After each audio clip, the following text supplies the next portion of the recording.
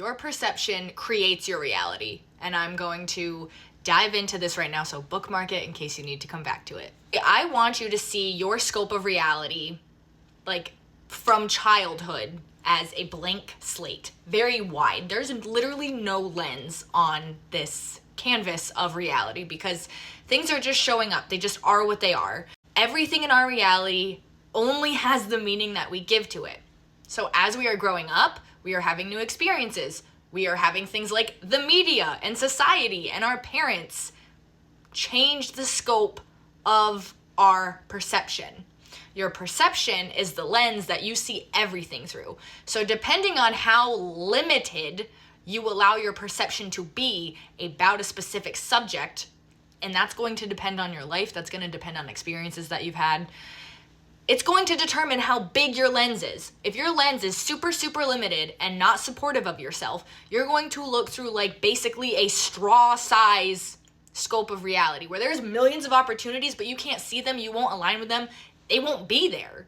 And that's going to be really, really frustrating because you're going to feel very, very stuck. When you can shift your perception, your state of being to, I have opportunities.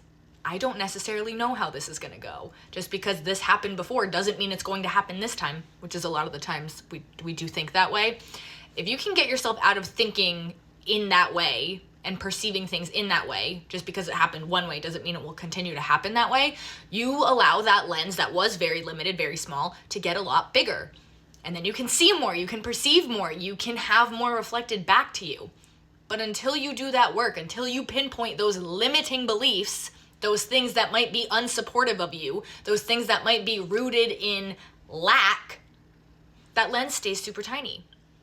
I don't want to look through that tiny lens. If I had the opportunity to choose, and guess what? You do. The opportunity to choose, okay, reality is vast, big, huge, anything can happen. There's so many opportunities. Or, well, I'm really comfortable here and I'm going to stay here and I might not like it very much, but there's some things that I'm okay with and I'm really not comfortable with the unknown, so I'm just going to stay here. You can do that. That's fine. That's how a lot of us end up living our lives. But seriously, just pinpointing, I believe this about reality, and maybe I don't want to believe that way anymore. Just having the awareness of what your belief is, of what the lens you're looking through is enough to shift it. Because the next time that comes up, the next time you see something reflect back to you and you have the instinct to react on autopilot from a very limited scope, you can say, I don't want to do that. Maybe I want to look at it this way. Maybe I want to look at it as, okay, I don't love this, but I know I'm on my way to the next best thing. I know it's going to lead me to the next best thing. Your lens gets bigger. The opportunities start coming. The new things start falling into your lap. You can't know how things are going to go.